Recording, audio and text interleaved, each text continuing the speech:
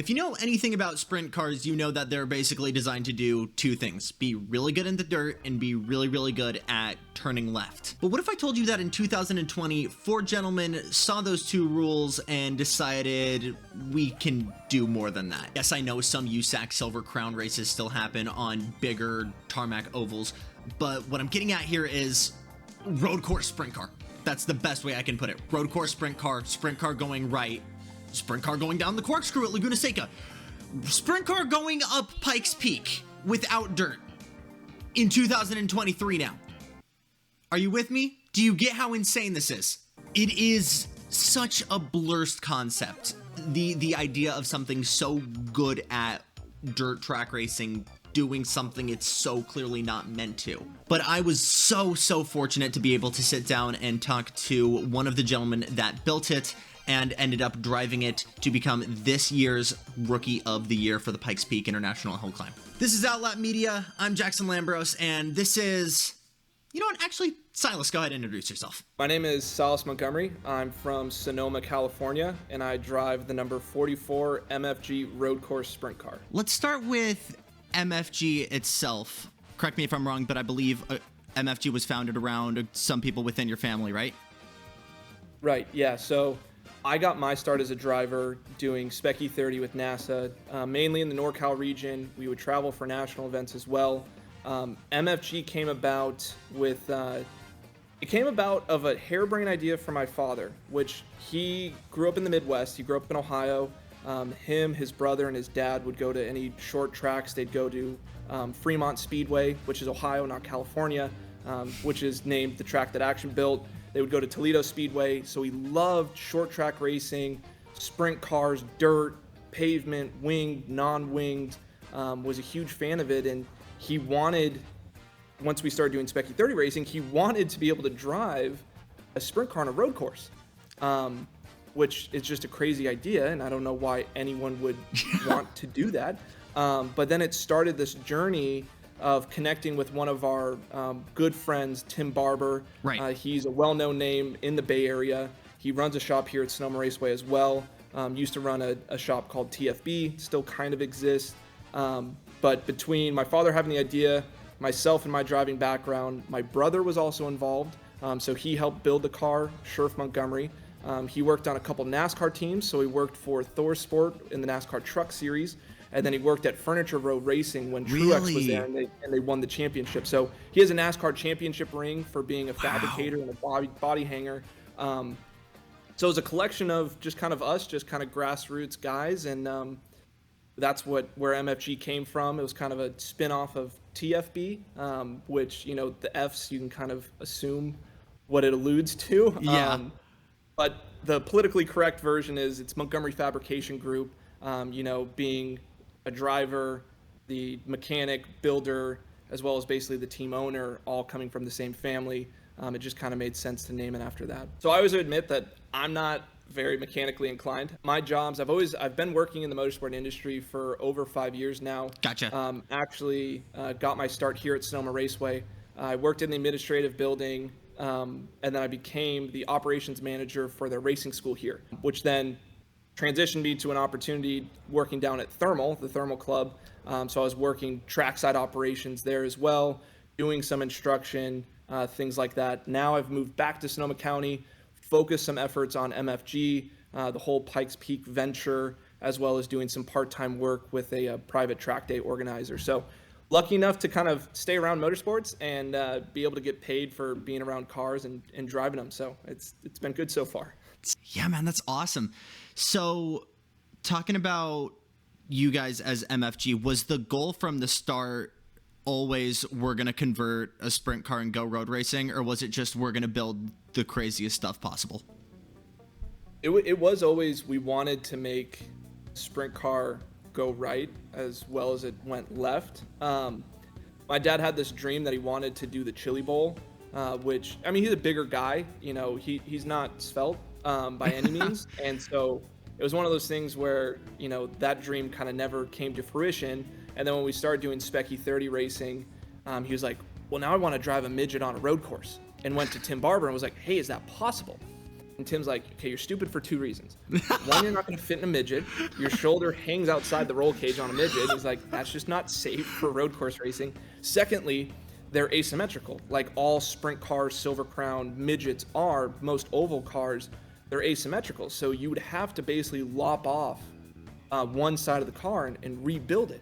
And at that point, is it really a midget anymore, or is it this tube frame chassis thing? So Tim basically said there's one time that USAC made an upright car.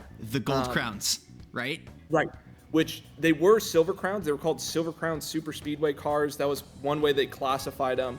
And he's like, I actually might know where one is. Because Tim raced Silver Crown. Tim actually finished second in the Silver Crown Championships before. And he drove one of these cars. He drove one of these super speedway cars in the mid-2000s. He's like, let me call up my own old team owner and see if he still has the chassis. And he did. And it was basically sitting in his back barn in Sacramento. So, I mean, it wasn't even that far we had to go to. It was still a California car. We got it as just a complete rolling chassis. Thankfully, it had the Gold Crown bodywork. So like you're saying, Gold Crown. They tried to revive it in 2010. They came out with the secondary bodywork for it, designed by Bruce Ashmore, IndyCar designer. And the car came with that bodywork already, and it was all primer. Wow. So this car was ready to go to the Gold Crown Championships, but obviously that series name never came to fruition. They never got enough support behind it. But it was the perfect donor because it was upright, and it was the only time that they also had 2 speeds in them. So the cars originally during the super speedways, they had the hand clutches in them, and it had a 2-speed transmission. So first gear was basically to get you out of pit lane. Yep. It would get you up to maybe 60, 70 miles an hour. You'd click it into second, and it would be at idle. And second gear could get you all the way above 200. So holy shit. It really helped us out, just one, being symmetrical, so we could just make some fine-tuning adjustments, and then also having the clutch system in it to begin with. Obviously, we ditched the 2-speed. We put in a custom 4-speed sequential. The rear end is a winner's quick change. We kept the solid axles, so it still has a solid front axle. Really? Solid rear axle. For the power plant, we put in a Trans Am TA2 spec motor. So very insane. Just basic. It's essentially an LS3. It's a combination between an LS2, LS3. It's a race motor. Tim had worked in Trans Am a bunch of running teams and supporting cars. So it basically worked out of, he had an extra motor laying around. Really? It was a plug and play system for us. It made 500 wheel horsepower, naturally aspirated. So it was plenty oomph for the vehicle, especially for road course racing. And the car only weighed about 2,000 pounds. Oh yeah. Something I'm curious about. How many of those Gold Crown chassis do you think are in existence right now? My guess would be about 25. Really? I think there might be 4 or 5 variants in the chassis as well, which is kind of crazy. The CNR and the Riley that you saw, those were the most popular. There were a couple others, but the other ones, there might only be like 1 or 2. No, I was just assuming that number was going to be, honestly, considering that series never really took off, way lower, but wow. Yeah. So, I mean, the hard thing is finding them, right? Right. The people that own them currently don't necessarily want them, so you can get them like cents on the dollar. Obviously, Tim was a huge piece of getting all the parts together and making this thing happen. But we also want to pay tribute to Brian Tyler, as well as Roger Johnson, which those two, Brian Tyler was a Silver Crown driver, won the Silver Crown Championship, one hell of a shoe, and a big name in the circle track community. But the two of them, they actually have built 2 of these before. They built them maybe a couple years before we did this one. But we started our project before we knew those even existed. And as soon as we started this one and we started digging a little bit more about the history and things like that, we came across their builds, and they also were trying to repurpose them for road course racing. Really? And it was really, really neat because they had 2 of them. They had the white one here, and then they also had a yellow one. And so they had been running them with NASA. So they went through and got them approved by NASA and SCCA that they were legal to run as road course cars. And so they definitely did a lot of footwork in that regard. They were nice enough that they actually shipped one of their cars to the West Coast for us. You're kidding. We went down to Button Willow and tested it. And we're like, we're in the middle of building ours. What is this thing like? What can we learn from it? What do we like? What don't we like? The transmission unit, that 4-speed sequential that I was talking about, we actually purchased ours from them. They figured out, hey, this unit fits, it works, it's a good application. So we were able to kind of leapfrog a lot of our development because of those guys. So massive thank you to them.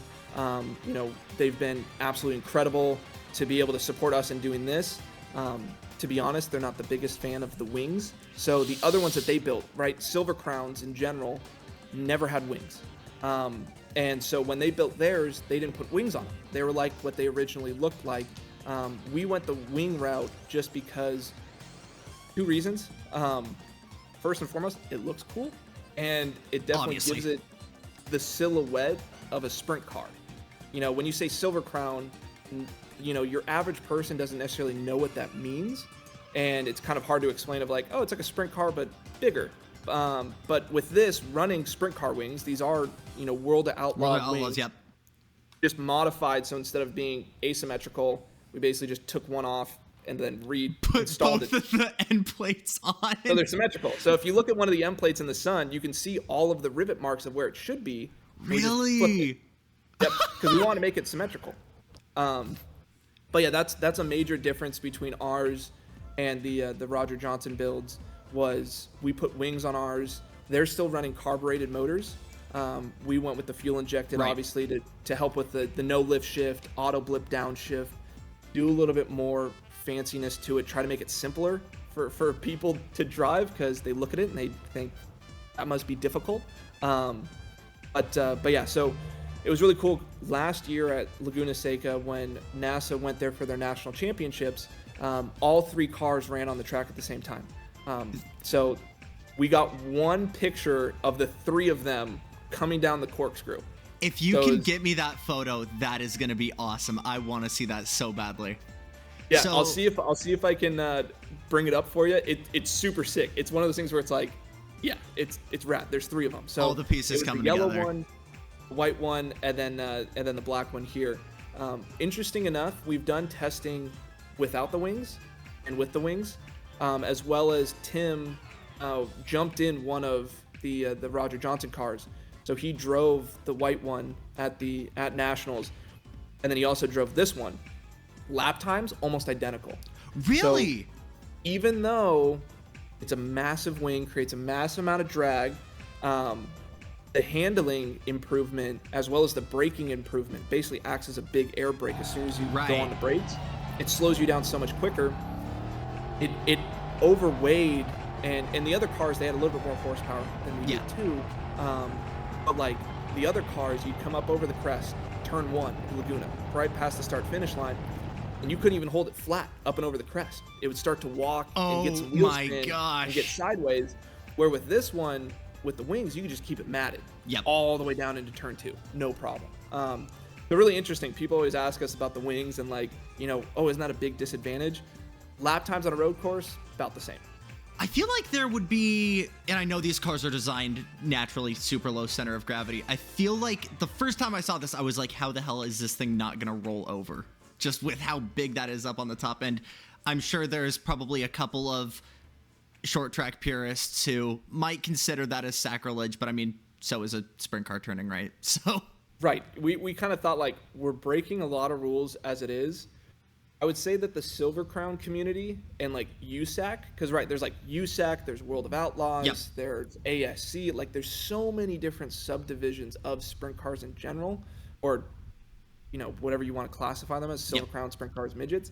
The Silver Crown community, definitely not super like accepting of this, but also this chassis was the bane of their existence. It almost bankrupted USAC. It left a bad taste in a lot of people's mouth. People hate the chassis to begin with, let alone what we started doing with it. The sprint car community, I can tell you, loves it. And it was amazing at Laguna Seca during the IndyCar weekend how many people walked up to our pits with sprint car t-shirts on, and they're like, I didn't think I'd see something like this here. It's like, are you guys running this? It's like, yeah, it's not just for display. Like, this thing's going out on track. And how many people were just like amazed by that. And it was just really cool to bring that sort of that passion, that interest, that community into the road coursing community as well. And it's like you kind of blow a lot of people's minds when they look in one of these for the first time, especially road course racers, where they're like, "You're running a straight front axle?" They're like, "What?" How many people have stared at the front suspension of this thing and taken double looks, and they're like, "What are you doing?" There seems to be a really good transition. You have the help. You get this transmission in perfectly. The TA2 motor goes in the way you described it, it seemed to go in pretty smooth.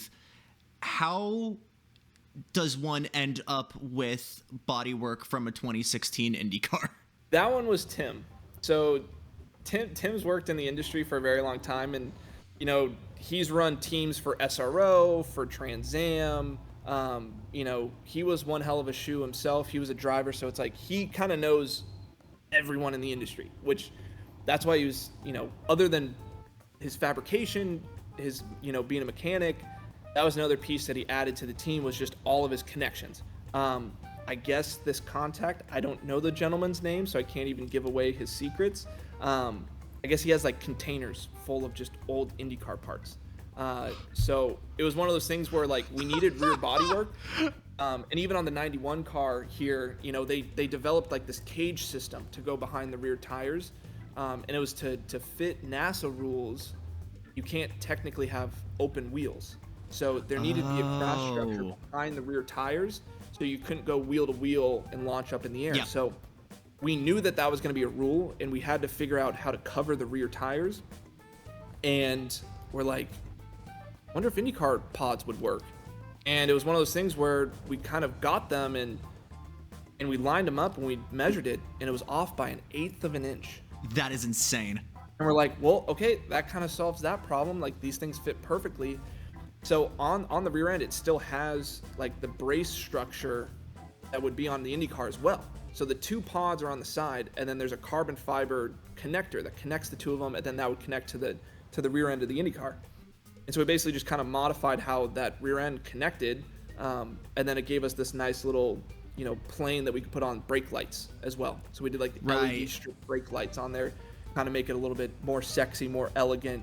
So yeah, I mean, it's just kind of it fit and it worked and it looked really cool. And these being designed after old IndyCar Roadsters by Bruce Ashmore, fit. I mean, like, it was, the look of it worked. The flow and the curves and everything, it just matched way too perfect. That is so sick, man. Oh my gosh. Wow. So once this whole thing was put together, I want to ask what your experience was like coming from driving. I just saw your E36 over there, driving your E30. What is it like going from something like that and then hopping into that? It's different. I mean, it's like any car, right? You take a slow approach, and my main racing was always BMWs. Whether it was E30, I've done the 25 hours at Thunder Hill. Hell yeah. It's all about M. I mean, like, I started in BMWs. So Spec E30, I did a Spec E46 at the 25 hours at Thunder Hill. So I've been in all these different chassis. When I was working at Thermal, they had the new G80s. So we basically get to drive those every single day. Those were our lead follow cars. A lot of the work and instruction I did at Thermal really helped because I was jumping in and out of, members' cars and all these different stuff, GT4 cars, M2 CSs, the M2 CSRs.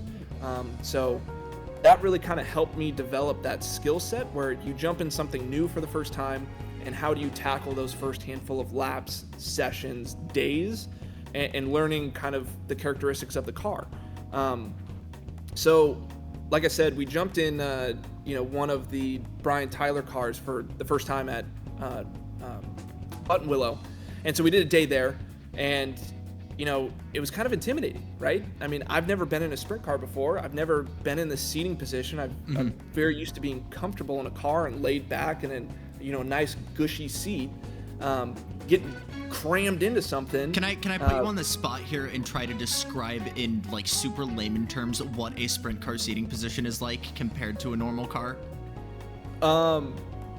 Yeah, I mean, it's hard not I'm not gonna force you to like act it out, but yeah.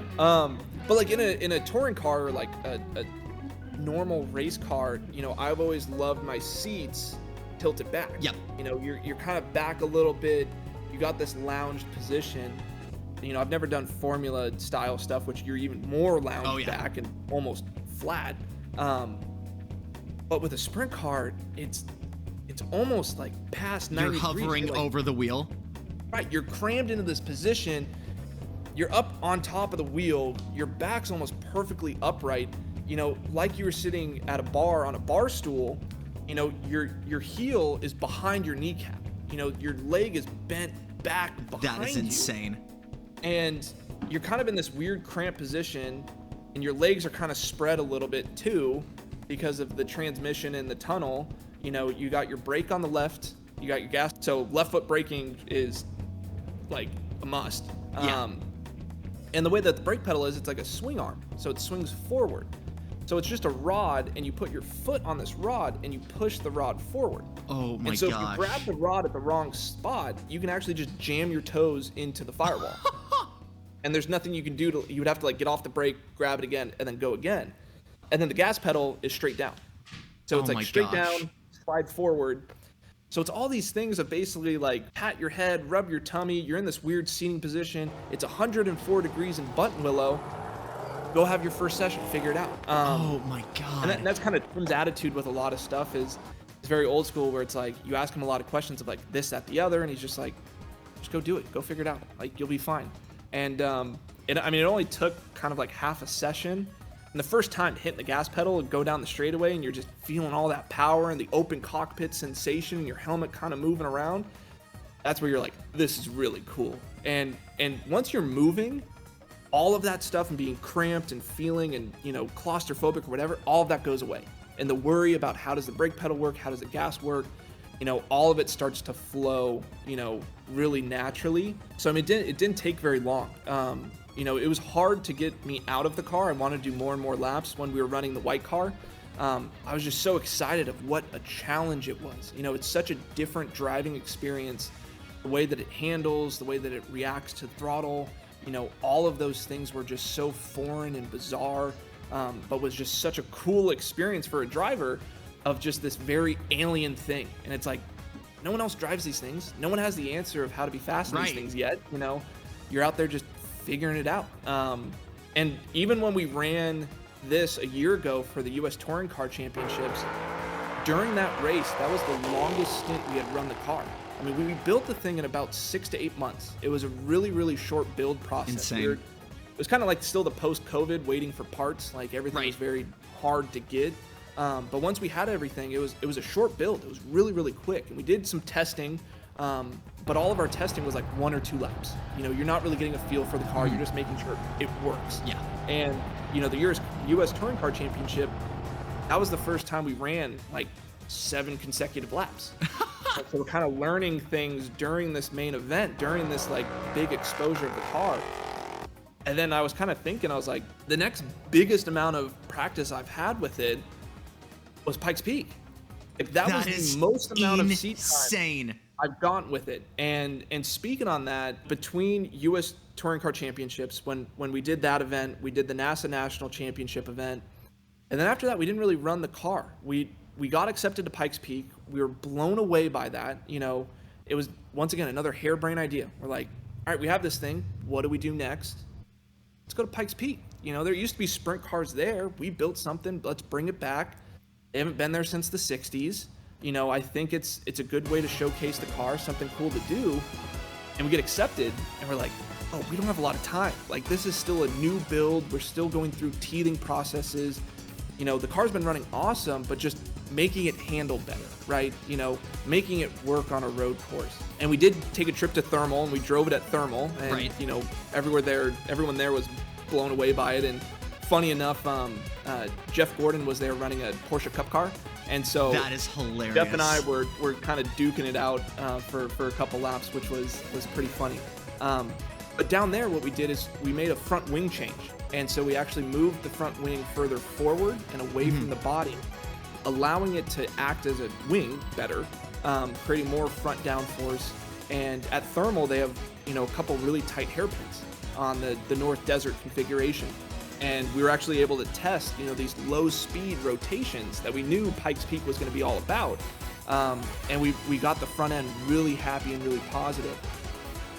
We were also running Pirellis at that point. It was a Trans Am tire. That's kind of all we could get our hands on. We're still running the original Silver Crown wheels, which are a weird size. They're 15s. And, I was going to say that must have been an issue trying to find the right tires for that. Oh, yeah.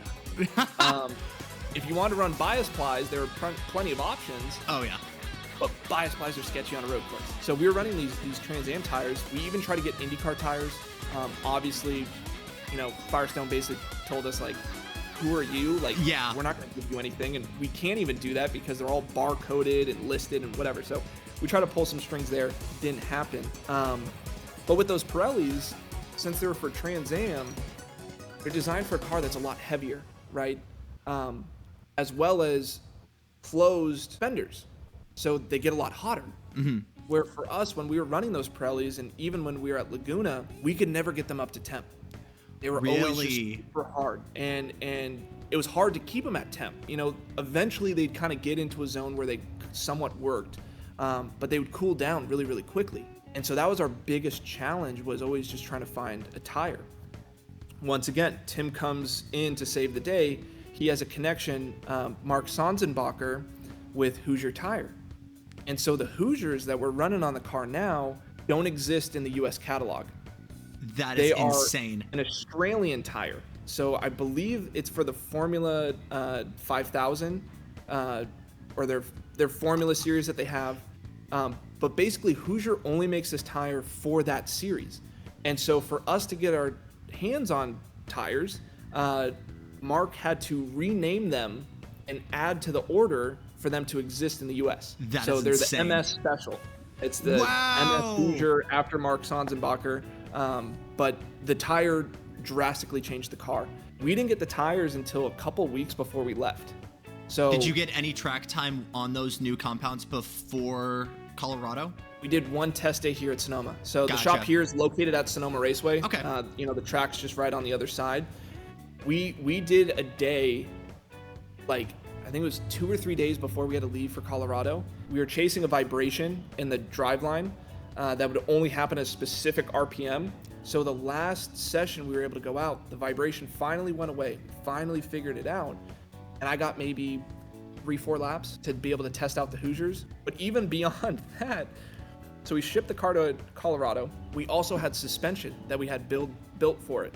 Mm-hmm. We didn't put the new suspension on until we got to Colorado and got set up shop there. So the first time that I'm on the new suspension with the tires and everything like that is our first test day on the mountain. Oh my gosh. So you're still slapping stuff on as you're getting ready to go. So with that, I think this is a good time to kind of switch over to your Pikes Peak experience. What would make you walk away after driving Sunday where it's like, I've done what I needed to? We don't know. And we know for a fact that there's been people that are way smarter than us, have way bigger degrees than us and way more money in their budget that have gone to this event and failed and have had mechanical problems and banging their heads against a wall. And so when we went into this, our biggest thing was we want to make it to the top.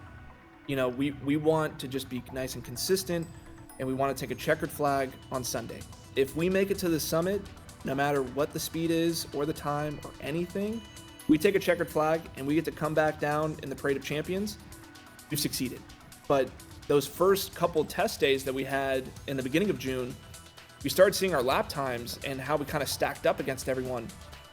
And we're like, oh, we're kind of on the radar screen. Like, we thought we were going to roll in, have a good time, maybe not bring home any hardware or anything like that. And all of a sudden we found ourselves in that position. And our next step after that was we reread the rule book for the open wheel category. And that's when we started taking off the IndyCar rear pods because they overlapped the tire on the top. We actually had to suck in the bodywork on the side so that it wouldn't stick out past the tires. And then we did that on the front end as well. And then trimmed up some stuff that way. If we did find ourselves on the podium for open wheel, no one could protest us. But No, the entire month, and we try to keep a level head of, we're here to make it to the summit. That's it. We're not here to go after any record. We're not here to set any blistering time. We just want to have a good showing and set a good foundation for years to come. Now that I'm remembering the tire testing footage, I feel like that's what makes Pikes Peak so special. You know, you've got big names. You've got Romain Dumas in the super van. You've got, you know, Tanner Faust, Randy Post, and then just this small group of guys running this slap together. And I'm not trying to say this in a bad way, because you guys can still compete. No, I think that's what makes Pikes Peak such a special event. You know, it reminds me of the 25 Hours of Thunder Hill, where, you know, you could have Flying Lizard Racing coming in with a GT3 car, right? And then you have, you know, a group of guys in a spec Miata, and they all get to compete at the same event. But no, that first day of tire testing, you know, early mornings, we're getting used to the new schedule and everything like that. But when we rolled that car out and we fired it up, and I was looking around, and it's like, you're seeing, you know, James Clay, you know, Mad Mike, you know, a childhood hero of mine, of watching his videos. Like, everyone have all of their cool toys, and we're here and we're a part of it. Like, that was the most emotional I got, was that first day and firing it up of like, this is real. Like, we're here. We get to compete on this stage with these guys. And Ford, for example, they have a $6 million budget or whatever it is, millions of dollars, and, you know, an insane team of engineers. And for us, it's basically, it was Tim, a couple friend help mechanics that came and went throughout the month, and myself. And that was basically it. But to be able to compete and showcase in the way that we did, I mean, not only a testament to the power of MFG, I think, but, you know, Tim and the car that we built, you know, through the tire testing and through every single pass that we made on the mountain, not once did this thing hiccup. Insane. You know, there was no issues with the motor. There was no mechanical problems, no overheating issues, no tire problems. It made every single session that we wanted to make. And I think that, like, is more of an accomplishment than what we were able to do Sunday, which what we did Sunday was also really massive. How much do you remember from your first practice run, and how much do you remember what kind of emotions you were feeling, maybe after you fire it up, but when you're actually going at pace running your first section? So we were lucky enough that we rented some space from the Bascholtz family, which, you know, between Leonard, Clint, and Cody, you know, some of the most amount of wins for a family on the mountain. You know, they were giving me advice, which was awesome, you know, to have them be so supportive of us and our venture of rookies and so welcoming. But their recommendation was, you know, follow the double yellow line, you know, just stay in the center, get a feel for it. Don't be a hero your first run, because, you know, all you can do is mess it up. That advice is great advice. And then the first two turns, you're like, oh, I got this. So I did a lot of testing, you know, simulator testing months prior, did Assetto Corsa. And so when I ran my first run, I remember I went across the start finish line and I started going through turns, and I'm like, I recognize this. Like, I know where I'm at. Like, and it wasn't too soon after that I was going from, you know, white line to white line, you know, not necessarily just hugging the center of it. And even during that first run of, you know, using all the pavement, finding a flow, finding a groove. And I built up a lot of confidence early on. My confidence was quickly checked on day 2 of tire testing. We had some weather that came in. The first day was mixed conditions, so we were running intermediates. You know, it was a little bit wet, a little bit dry, you know, kind of teetering, which as a driver is not the best. You know, you'd rather be all wet or all dry. Yeah. You don't want to be surprised by the in-between. But on Sunday, it was wet. And I think it was my second run on the second day of testing. I got fogged in like halfway through the run. And it was one of those like serious gut checks of, I don't know where I'm at. Like, I couldn't see more than 50 feet in front of me, and I didn't know if the next corner, you know, was, or how far I had until the next hairpin. And that was one of those moments of like, oh yeah, this mountain can bite you quick. And that was a hug the double yellow line for a little bit and just back out of the throttle. But talking to Cody after that run, he was like, yeah, this is the worst conditions we would ever run in. You know, that was probably worse than last year during the 100th running, where they had really bad fog conditions. Right. So I was like, all right, if that's worst case scenario, And, our goal is just to make it to the top. Like, I don't have a big enough ego to not just back it off and coast up the hill. Going through the rest of the week, what do you feel like was consistently something you had to keep yourself in check with?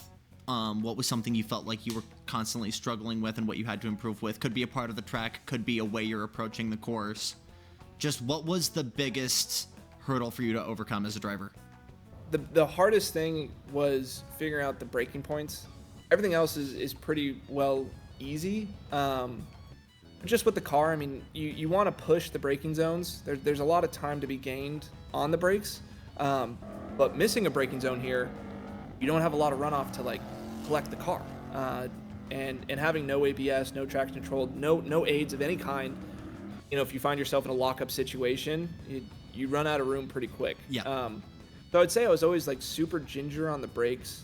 The altitude piece of it, I thought it would affect me more than it did. We were really conservative and we ran oxygen early on. Okay. That was something I had to get used to as a driver, was having this thing in my face and, just getting comfortable with that additional item.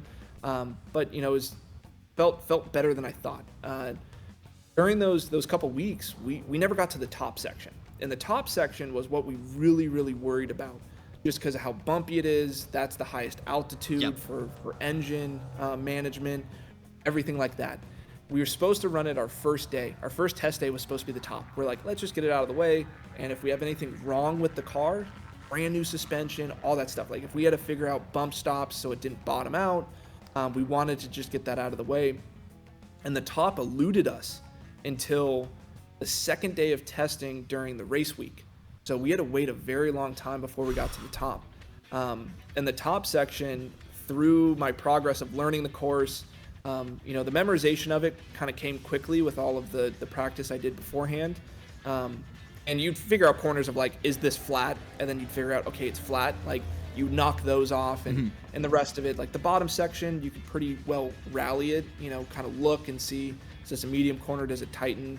And figure out the cautious corners, like this is a big braking zone, this is going to be a hairpin, this can catch you off guard, this is where people have gone off in the past, heads up kind of deal. But we're running the top section, and in the top, there's a lot of high speed corners on the top, and a lot of corners where it's very close of, is this flat? And if I can hold it flat, I'm going to be gaining a lot of time back. And that was the first like gut check once again for me after. The first weekend it was after bottomless, and it was another one of those like sweeping left around the mountain. And I'm like, I feel like this could be flat. And so I was like, at this point, you just got to hold it and see what happens. And I don't know if it was one of the tires caught the double yellow, if I was a little bit too wide on the entry, if it just wasn't flat, but had a good sideways moment there, and took a couple tries to catch the car. After you catch it the first time and you're out in like the marbles and you're in the dirt, you got less grip. And when it went sideways the second time, I'm like, all right, I better catch it this time or I'm out of pavement. That was the one time where we're like, okay, like let's reevaluate our goals here. As a driver, I want to be fast and I want to go quick and I want to push my limits and the car's limits, but also let's make it to the top on Sunday. So that was like another one of those like, okay, let's reel it back, let's reevaluate, let's get level-headed and get back onto that pace again. Can I run flat out in this corner where there's no guardrail on the outside? I don't know. Let's find out. And it might have been that the altitude, the wing just wasn't working as well, right? Other corners that would have been similar to that on the bottom section where it was super hunkered down and really stable, it might have just been one of those places where it's like, nope, not really, or could have got hit with a gust and kicked it out sideways. There were so many different variables, but it was one of those things where we didn't have a lot of more time to test it, so it was, it's not flat for now. Regardless, I think people forget that there are special safety modifications for you and other drivers for Pikes Peak. They modify the seat for you guys to carry your massive balls. So props to you for that. Let's go on to race day. Tell me what you remember from your run at all. What was going through your head? And when you first crossed the line, if you had any expectations of like, this could be good, or maybe I left more out there. That's a lot in that question. I'm sorry. Yeah, no, I remember it because it was such an unbelievable day. I mean, the unfortunate part is it started off of I got sick, and so I think I got sick from FanFest. So we did FanFest, Right. but after that I started getting like a little bit of a head cold, and that was kind of the scariest part of like, am I gonna feel worse during the run? Am I gonna feel better? The benefit is once adrenaline kicks in, Oh, it's yeah. probably the best drug you can take. So during the run, I felt amazing, but definitely trying to get into that mindset before getting in the car and not feeling great wasn't the best. But yeah, I mean, a little bit of nerves on the start line. I mean, who wouldn't? Right. You got all these fans now, which you didn't have during testing or qualifying or anything like that, and all those eyes and stuff like that. A little bit of the nerves, and all I could do was just focus on my line for the first 3 or 4 corners, and just really lock that in. With that, green flag, big smoke burnout, gotta do it for the fans. Also helps heat up the Hoosiers. Yeah. Focusing on those first 3 corners and really consciously thinking about hitting the line, maximizing the speed, and then after that, you kind of get in your flow again, and you just enter into this zone. And on the bottom section, I remember because we don't have lap timers in the cars, right? For the mountain, this is the first time we're gonna go from the start line to the summit. Every other practice run is different sections. I don't really know what my split is, but on the bottom section, I start seeing the shift lights come on in corners that I hadn't seen before. And I was like, we're cooking pretty good. Like, we're on it. And this is clicking together really, really nicely. And you start getting into some of those hairpins, and with this, it's all about get it in, get it turned, get it out. Minimize wheel speed, get the power to the ground, get it planted. At that same time, still on the bottom section, I see the shadow of the helicopter, and it was like that split second of like, oh my God, that's so cool, there's a helicopter. It's like, all right, don't focus at that, like you're doing something. Between that and getting up to the brake checkpoint, there's corners we hadn't seen before. Between that bottom section and the middle section, we utilized that to turn around for testing. Now all of a sudden we're finally going through it at speed. So I'm seeing corners for the first time. You're chaining them together for the first time. Right, and it's like, okay, let me just take it easy. I don't even know these corners that well. But blow by, brake check, probably braked a little bit sooner than I could have. But once again, it's the first time you're going to that corner with that amount of speed. And then the middle section, I was just in the mindset of, all right, just hit your brake points, don't blow any entries. If you carry it in too deep and you gotta, woe it down to get it turned and get out, you're gonna kill your exit speed, and that's gonna kill your time. And so I just stayed really disciplined in the center section, the middle, really hit my marks there. The engine, I get like the first warning on engine temp, but it's like teetering, right? And it's in the first warning, like it's not pulling power, it's not doing anything. But I noticed that, but it goes away. I'm like, okay, we're still good. And the middle section seemed to go by super quick. All of a sudden, I was like, I'm on the top. And I was like, oh my God, like this is going. Like, Yeah. doing fine. No issues with the car. Feels great. The top section I don't have as much practice with. So I was like, mindset. All right, just get through the top.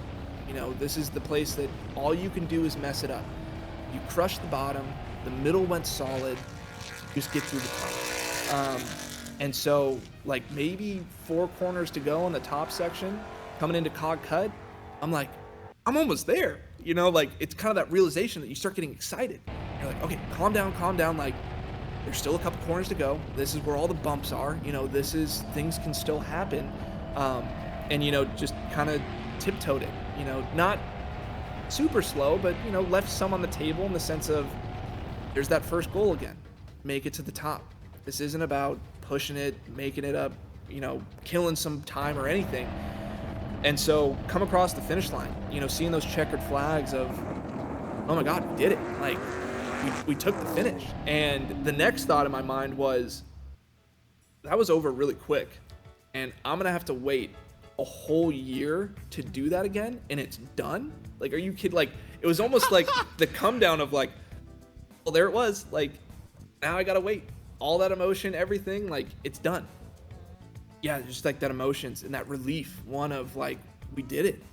And, there's no thought of, I wasn't thinking about lap time or, I guess run time, not lap time, but of what we did. There was no thought of any of that. And, when we came to a stop, I'm getting helped out of the car, and everything like that. And there was an official that came over once I finally got out of the car, and they're like, "Do you want to know your time?" I'm like, "Absolutely. Like, I'd love to know my time." And the first thing out of her mouth was a 9. And I'm like, "Are you kidding me?" And I didn't really listen to what the numbers were after that. I'm like, I really don't care. Like, you just started with a 9. I don't even think I let her finish, because I just went instantly to the back tire and climbed up onto the back cage and just went up above the wing and was like, we crushed this. So no, super, super emotional. After that point of like, oh damn, like we didn't just make it to the top, like we made it to the top at a sub 10. And after that, and we kind of knew that we were going to be on the podium for open wheel, and we had to wait all the way until the end. How long were you up there after your run? Because you were one of the earlier guys. Yeah, we were up there pretty early. I think we were stuck up there for like 3 or 4 hours. Dang. So you have all these emotions, and you're like, oh my God, we did it. This is so exciting. Let me go find my backpack so I can go get a jacket on, because it's cold and there's still snow up here. But you're like super stoked for like, 30, 45 minutes. People are congratulating you. Like, it's kind of like one big party. But then all of that kind of wears off. And now you're like, I'm stuck on this summit for hours. And like my whole feeling of being sick comes back. So I'm like trying to pop old medicine to like hold it all in. But yeah, I mean, it was a long time. It was kind of like the realization of, oh yeah, we have to wait for everyone. 2 things I would cover before we can kind of start wrapping this up. First of all, totally forgot about FanFest. Feel like you got some pretty good head-turning powers with that car. Yes. Funny story about FanFest. So we made it into the Fast 15. We qualified 12th overall out of, I believe, 66 entrants. Might be a couple more than that. So they do like a special display for the Fast 15. So they put all those 15 cars together. We had bought a space for MFG because we had like pins. We had Lean Custom make little pins of our car. We had T-shirts and things like that we were going to sell. And so the volunteers directed the truck and trailer to our paid spot, not the Fast 15 spot. And they were not close to one another. Oh no. And like FanFest is like a cross of the streets. And we had to go from like one point to another point. And in the center of it was like where they were doing all the motocross tricks and stuff like that. So we couldn't drive the car through FanFest to Fast 15. So we look at the cop that's on the corner and we're like, hey, can we drive this on the street? Like, would you say anything? He's like, you're on your own, bud. And we're like, what does that mean? Yeah, what does that mean? Does that mean you're okay with it? Does that mean you're just gonna like look the other way? Does that mean you're gonna arrest me as soon as we leave the gates? We finally said, all right, no one's telling us no. We're not hearing the no word. So we got the thing primed, we fired it up, and I took off down the streets into like rush hour Colorado Springs traffic. That is to round the corner, go a block, take a right, and go 2 blocks to then pull it into the Fast 15 corral. But then yeah, once we were at FanFest, being a part of the Fast 15 was super awesome because we got to be a part of like these posters. And so I was basically standing there for 4 hours just signing posters and answering any questions, and it was unbelievable. I mean, it was insane how many people were there. I've never been a part of an event that had such a cool fan outreach as well as just such passionate people about the hill climb.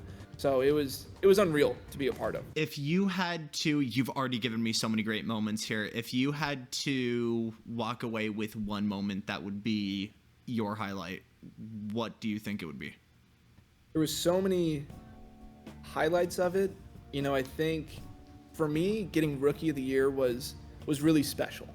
And that took a while for that to come to like a realization. And so, like I said, there's all this excitement of we did a great run, we finished, we did a sub 10. We had to wait until Dallenbach ran because he was going to be the only guy that was going to knock us from second down to third. But it took until the very end to look at the board and be like, oh my God, we're the fastest rookie. And it's one of those trophies where there's only one per year. And as a driver, you only have one shot at it, because I'm not a rookie next year. Never going to have a shot again at the Rookie of the Year. So that is definitely a really special trophy. And to be able to have that, as well as the second place. And I gave the second place trophy to Tim and all of his efforts. So it was just awesome to be able to share something like that and give one piece of hardware away. But no, the Rookie of the Year was unreal. I mean, that was just kind of the cherry on top of, we didn't expect that. We had no expectations of even achieving something like that, and something I get to claim for the rest of my life. That's awesome, man. And you're saying next year a lot, and I've got a feeling that you and the rest of your guys probably weren't taking this as a one and done. Yeah, we were definitely the long mindset with this. So with running the motor we ran, obviously that one was developed for road course racing and at sea level. We're from Sonoma Raceway, Laguna Seca. We don't have any elevation problems here. 500 wheel horsepower is plenty Sprite. But going to Colorado Springs, we dynoed it, and it was about 380 wheel. Really? And if our math is correct, it would be 240 wheel at the summit. So, I mean, it's a massive kickdown. And, you know, Cody Vaschholz in the Vaschholz Special that won the open wheel category, as well as setting the new record, he had about 900 horsepower at sea level, right? Everyone does sea level, but, you know, that's almost double the power output that we had. And it kind of got our heads turning of, if we can find a way to get forced induction and keep it cool and get closer to the 1,000 horsepower mark, I think we have something with this platform and Pikes Peak. I think that this platform works really well for the mountain. We also want to work on, you know, more active aero. So like sprint cars, they run rams on the wing, and they can make mid-race adjustments. And we just need to find something that's a little bit more powerful to move the wing quickly. But if we can get it so that we can slam it flat during some of the higher speed sections and then move it back and eliminate the aero drag. So essentially DRS. Yeah. You know, redneck DRS. Which on road course racing it's going to work awesome, right? It's consistent where those points would be. Implementing that for Pikes Peak, we're not exactly sure yet, but we want to develop more aero for it, you know, doing some diffusers, possibly tunnels in the side pods, making it work a little bit better than just kind of slapping wings on it and being like, it looks cool. You know, when we would get the question of, why is the wing angled like that? Like, did you guys do a lot of aero testing to find the right pitch? And we're like, it looks the coolest at this angle. That's our answer. That's it. We have no other answer. But yeah, we want to do it again with how durable it was and how well it handled the entire month. We even started talking about possibly running multiple cars. So the 91 car that's here, we would have the ability as a team to build 2 more. We kind of have big dreams because we had big dreams of building it in the first place and then going to Pikes Peak, and everything's kind of worked out so far. So we're like, why don't we keep the momentum? And, you know, I would really love to see the open wheel category be taken over once again by sprint cars. And I think that this platform and what it is really works well. And we've seen these one-off chassis for Pikes Peak in the past of the Coyote, right? Right. And that was kind of the Pikes Peak special. And we kind of believe that we can start building these cars and these chassis as the next Pikes Peak special. And we would love, I mean, we're trying to work on finding drivers that would make sense to do it, and possibly even reaching out to, you know, people in the circle track community or NASCAR or IndyCar, where this was Pikes Peak's an event they've always wanted to do, and this might be a car that kind of fits their past and what they've run in before, and is kind of a cool continuation of their career. So we're trying to work that out, as well as getting, you know, more sponsors for the 44 car and myself to be able to make this into the development car and go a little bit further with the platform and see how much we can push it. So we're in the big process now of what are our plans for next year, what is the budget, and how can we make that happen. And that's pretty much it. We ended on some lighter, more goofy stuff, and I'll have a link to the shorts with that in the description when they're ready. Of course, I need to give a huge thank you to Sylas Montgomery and the entire MFG Motorsports crew for letting us borrow an hour and change of their time to hear this incredible story. The minute I first saw this on Instagram, I knew I had to get a story out of it, and I got so much more than I could have possibly asked for. Sylas, you're a hell of a shoe, and you are genuinely going to set Pikes Peak or wherever you decide to drive on fire, brother. But again, that's pretty much it. I want to thank you so much if you watched all the way to the end of the video. We genuinely appreciate it. And be sure to join us next time when we do the opposite of a road course sprint car and put Sylas's Spec E30 car on a dirt track.